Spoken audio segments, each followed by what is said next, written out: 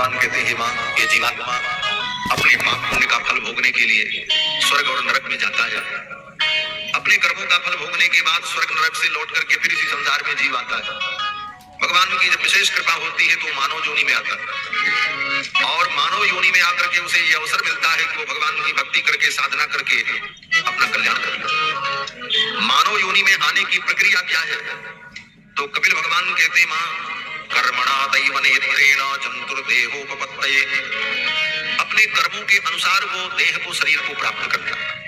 अच्छे कर्म किया है तो अच्छा शरीर मिलेगा, बुरे कर्म है तो बुरा शरीर मिलेगा, क्योंकि ये शरीर भी हमारे कर्मों का परिणाम है, कर्मजन्य है। और पूर्वकृत कर्मों का हमारे वर्तमान के जीवन से बड़ा घनिष्ठ संबंध होता है। पिछले जो हमारे कर्म है उन्हीं का परिणाम हम वर्तमान में भोगते हैं। जो संसाधन मिला, जो शरीर मिला, जो व्यवस्था मिली, वो सब पिछले कर्मों का ही परिणाम। पिछले जन्मों में हमने जो कर्म किए उन कर्मों का परिणाम हम आज भोगते हैं। अब ये बात अलग है कि तर्कहीन लोग, जिनको तर्क का ज्ञान नहीं है, वे लोग केवल डींग हाँकते हैं कि पुनर्जन्म नहीं होता, सब बेकार है, कौन किसने देखा पुनर्जन्म। बल्कि बहुत से ऐसे मत और मजहब हैं इस दुनिया में जो पुनर्जन्म को नहीं मानते, जैसे इस्लाम इत्यादि, लेकिन सब तर्कहीन है, उनके पास कोई तर्क नहीं है, वो तो लकीर के फकीर है, तर्कहीन सिद्धांत है। एक बार मैं दिल्ली से आ रहा था, लगभग 3 वर्ष पहले की बात है, 3-4 वर्ष हो गए। ट्रेन में मैं बैठा तो हमारे ही सामने वाली सीट पर एक मौलाना साहब बैठे थे। वो दिल्ली के जामिया इस्लामिया विश्वविद्यालय के प्रोफेसर थे, वो बैठे थे, हम भी बैठे थे। कुछ देर बाद उन्होंने स्वयं वार्ता छेड़ी और उन्होंने कहा, महाराज आपसे हम कुछ पूछें आपके धर्म के विषय में तो आप बताएंगे? हमने कहा पूछिए, जरूर बताएंगे, हमारा तो ये काम ही है। ये सच्ची घटना आपको बता रहे हैं, लगभग 4 वर्ष हो गए। तो उन्होंने पूछना शुरू किया, जो शंकाएं उन्होंने की उनके सारे शंकाओं का तर्क संगत व्यावहारिक उत्तर हमने दिया, संतुष्ट हो गए, मान गए। फिर हमने कहा कि अब हम आपसे कुछ पूछें तो क्या आप उत्तर देंगे? हमने कहा हाँ जरूर देंगे। तो हमने इसी पुनर्जन्म की बात उनसे छेड़ी। हमने कहा कि भाई आपके धर्म में, आपके मत पंथ में पुनर्जन्म नहीं माना जाता। इसका मतलब दुनिया में जितने जीव पैदा हुए ये पहली बार पैदा हुए? बोलो हाँ पहली बार पैदा हुए। हमने कहा अंतिम बार पैदा हुए? बोले हाँ अंतिम बार पैदा हुए। जब पुनर्जन्म नहीं होता तो संसार में जो पैदा हुआ पहली बार और अंतिम बार? तो उन्होंने कहा हाँ। तो हमने कहा कि जब दुनिया में सारे जीव पैदा हुए पहली बार और अंतिम बार, इसका मतलब वो पहले कभी पैदा नहीं हुए? उन्होंने कहा नहीं पैदा हुआ। हमने कहा इसका मतलब कि ये सभी जीव जो हैं ये कभी दुनिया में पहले पैदा नहीं हुए, इसका मतलब इन्होंने पहले न कोई पाप किया न पुण्य किया, क्योंकि न पैदा ही नहीं हुए तो न पाप किया न पुण्य किया। बोले हाँ नहीं किया। तब हमने कहा कि भाई जब कोई जीव पहले संसार में पैदा ही नहीं हुआ और पाप पुण्य उसने किया ही नहीं और पहली बार दुनिया में पैदा हो रहा है, तो फिर कोई दुखी क्यों है, कोई सुखी क्यों है? इसका कारण क्या है आप हमको बताओ। हमने कहा भाई कोई दुखी है, कोई सुखी है, कोई अमीर है, कोई गरीब है, कोई अंगहीन है, कोई बहुत सुंदर है, कोई बुद्धिमान है, कोई मूर्ख है, ये विषमता संसार में क्यों? एक व्यक्ति खाने के लिए तड़प रहा है और एक व्यक्ति बोले वो जो चाह रहा वो उसे मिल रहा है। ये अंतर उन दोनों में क्यों हुआ? उसे दुख क्यों मिल रहा है और उसको सुख क्यों मिल रहा है? उन्होंने कहा ईश्वर ने जिसको जैसा बना दिया। हमने कहा फिर तो वो ईश्वर पागल है। वो ईश्वर जो है बड़ा भारी पक्षपाती है, मनमाना काम करने वाला है, किसी को जिसको चाहा उसको दुख दे दिया, जिसको चाहा सुख दे दिया। फिर तो तुम्हारा ईश्वर भी घर में आपको जिसको चाहा उसको दुख दे दिया, जिसको चाहा सुख दे दिया। फिर तो तुम्हारा ईश्वर भी निष्पक्ष और दयालु नहीं सिद्ध होगा।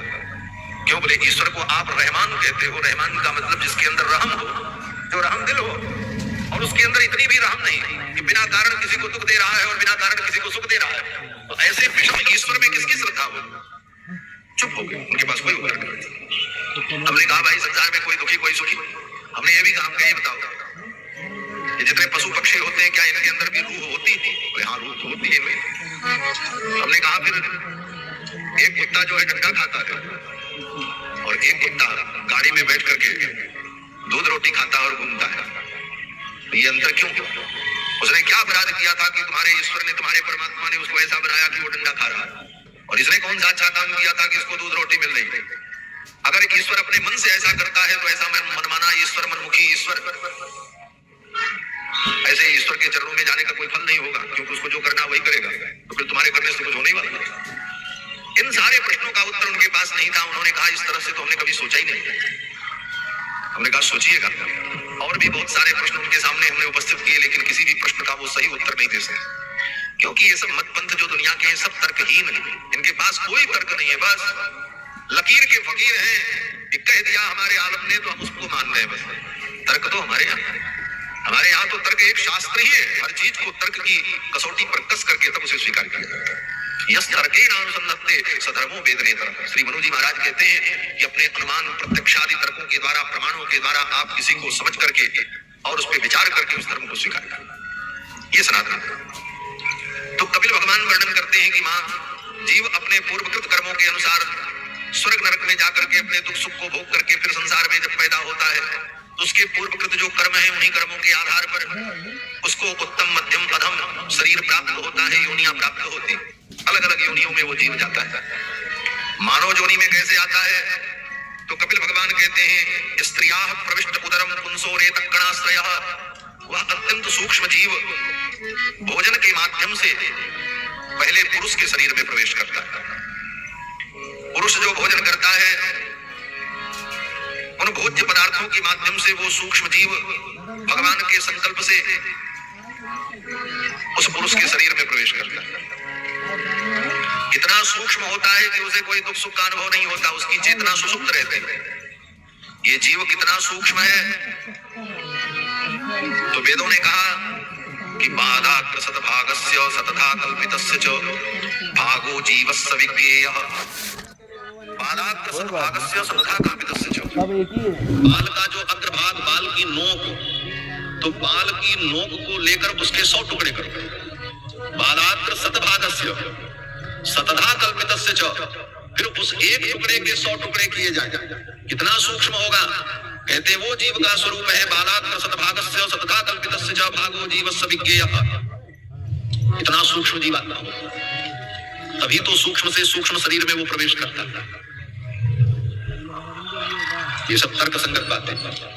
जैन धर्म के दर्शन में कहते हैं कि जीव शरीर के बराबर होता है। जैनी लोग कहते हैं जितना बड़ा शरीर उतना बड़ा जीव, लेकिन ये बात तर्क संगत नहीं हो सकती। क्यों? बोले जितना बड़ा शरीर उतना बड़ा अगर जीव मानोगे तो हाथी के शरीर का जीव हाथी के बराबर और चींटी के शरीर का जीव चींटी के बराबर है? और हाथी के शरीर का जो जीव हाथी के बराबर है वो कभी चींटी नहीं बन सकता। क्यों? बोले चींटी के शरीर में हाथी की आत्मा कैसे घुसेगी? और चींटी की आत्मा अगर हाथी के शरीर में चली भी जाए तो हाथी के अंदर वो चेतना नहीं आएगी, क्यों? बोले उतना बड़ा जीवात्मा नहीं, जितना बड़ा शरीर। तो ये तर्कहीन बातें हैं सब। ये दुनिया के जितने दर्शन हैं, चाहे बौद्ध हो, चाहे जैन हो, चाहे इस्लाम हो, चाहे ईसाईयत हो, ये सब तर्कहीन है। इनके पास कोई तर्क नहीं। केवल कुछ उनके जो पूर्वज थे जिनको वो अपना आदर्श मानते हैं, उनकी ऊल जरूल बातों को ही मानकर उसी लकीर पर चल पड़े और आज तक उसी को पकड़े बैठे।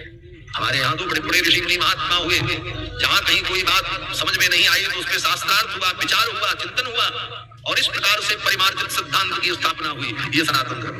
इसीलिए सनातन धर्म अनादिकाल से है और अनंत काल तक है। धर्म तो एकमात्र सनातन धर्म है, बाकी दुनिया में कोई धर्म है ही नहीं। सब मत है, पंथ है। धर्म तो केवल सनातन। तो कहते हैं जीव अगर हाथी के बराबर है तो वो चींटी के शरीर में कैसे जाएगा? और चींटी के शरीर का जीव हाथी के शरीर में नहीं जा सकता, फिर तो बड़ी विडंबना हो जाएगी। तो कहते नहीं, वो जीव बढ़ जाएगा, घट जाएगा। चींटी के शरीर का जीव हाथी के शरीर में जाकर के हाथी के बराबर हो जाए और हाथी के शरीर का जीवात्मा चींटी के शरीर में जाकर के चींटी के बराबर हो जाए। बोले ये भी बात सही नहीं बैठ सकती। बोले क्यों? बोले जो घटता है, जो बढ़ता है वो वस्तु, जो घटती बढ़ती हो वो वस्तु नाशवान होती है। आत्मा अविनाशी है, इसलिए आत्मा में घटने और बढ़ने का विकार नहीं होता, इसलिए आत्मा को निर्विकार कहा जाता है। अगर आप ये मानोगे कि हाथी की आत्मा जो बढ़ गई और चींटी के शरीर में आके घट गई, फिर किसी दूसरे शरीर में गई तो बड़ी हो गई, तो इस प्रकार आत्मा के घटने बढ़ने के क्रम को अगर आप स्वीकार करेंगे दर्शन के अनुसार, फिर तो दूसरी समस्या खड़ी हो जाएगी कि आत्मा का जो नित्यत्व है वो बाधित हो जाएगा। आत्मा नित्य नहीं हो सकती, वो नाशवान होती, उसका विनाश होता। और आत्मा को तो अविनाशी कहा गया है। आत्मा में कोई विकार नहीं होता। नैनम छन्दन्ति शस्त्राणि नैनम दहति पावकः न चैनम क्लेदयन्ति आपो न शोषयति मारुतः। गीता में भगवान कहते।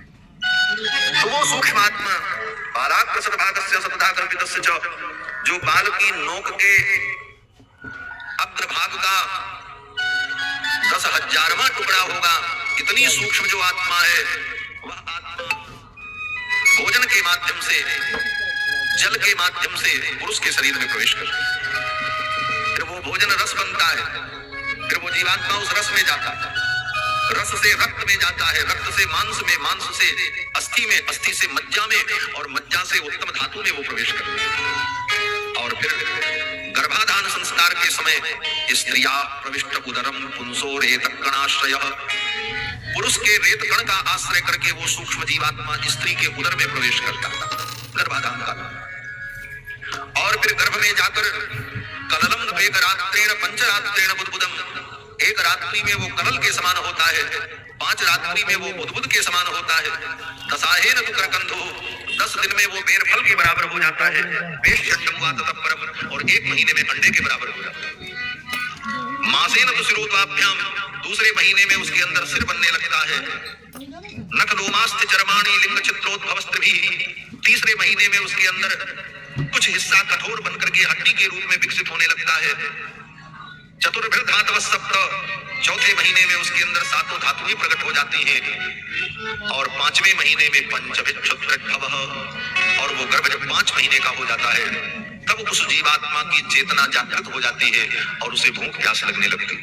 उसकी भूख प्यास की निवृत्ति के लिए उसकी नाभि से एक नाल जोड़ दी जाती है, और मां के द्वारा खाए गए अन्न, भोजन इत्यादि पदार्थों के द्वारा उसका पोषण होता है। षड्भिर जरायुणा बीतः, 6 महीना बीतने पर वो बालक, गर्भस्थ बालक एक आवरण में आवेष्टित हो जाता है जिसको जरायु कहते हैं। क्यों? बोले अब उसकी आंख, नाक, कान, शरीर के जो छिद्र हैं, जो इंद्रियां हैं, वो काम करने लगी।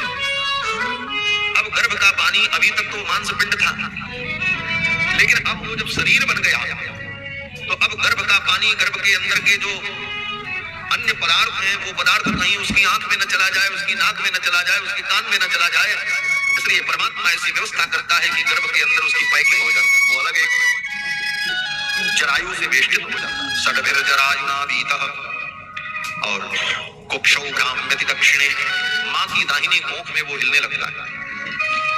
मातुर्जघ्रान्न पानाद्यैर एतद् धातुर सम्मते, मां के द्वारा खाए गए पदार्थों से उसका पोषण होता रहता है। और वहीं सेते विणमूत्रयोर गर्ते, मलमूत्र के उस गर्त में, उसी पेट की छोटी सी जगह में वो पड़ा है। जब उसके जन्म का समय आता है, कितना सुंदर वर्णन किया है महाराज कपिल भगवान ने। आज से हजारों वर्ष पहले, जब आज की जैसी मशीनें नहीं थी, गर्भ में भ्रूण का विकास कैसे होता है इसको जानने की कोई प्रक्रिया नहीं थी, तब महर्षियों ने अपनी दिव्य मेधा के द्वारा जान करके सब कुछ लिखा। आज का विज्ञान जो मशीन से देख करके बताता है, उस बात को महर्षि अपने दिव्य ज्ञान के द्वारा वर्णन करते हैं। गर्भ में उस भ्रूण का कैसे विकास होता है, उसका विकास का क्रम क्या है। जब 9 महीना बीत जाता है, उस बालक के जन्म का समय आता है, तो कपिल भगवान कहते हैं कि तत्र लब्ध स्मृति दैवात् कर्म जन्म शतोद्भवम्, उसके 100 जन्मों के कर्म उसको याद आ जाते हैं। पिछले 100 जन्मों के कर्म उसे दिखाई पड़ने लगते हैं, कौन कौन से कर्म उसने किए और उन कर्मों का फल उसने क्या क्या भोगा। और इस प्रकार कर्म की गति को देखकर वो जीवात्मा व्याकुल होकर के भगवान से प्रार्थना करता है गर्भ में, कि यद्योने प्रमुच्चे हम प्रपद्ये पुरुषोत्तमम्, हे प्रभु अभी इस योनि से मैं बाहर जाऊंगा तो आपकी शरणागति करूंगा, अब मैं संसार के प्रपंच में नहीं पड़ूंगा। ये बार बार पुनरपि जननम पुनरपि मरणम पुनरपि जननी जठरे शयनम, बार बार मां के गर्भ में आना, पैदा होना, मरना, अनंत जन्मों से ये चलता रहा। अब इससे मैं निवृत्त होना चाहता हूँ। अब संसार में मैं प्रवृत्त न होकर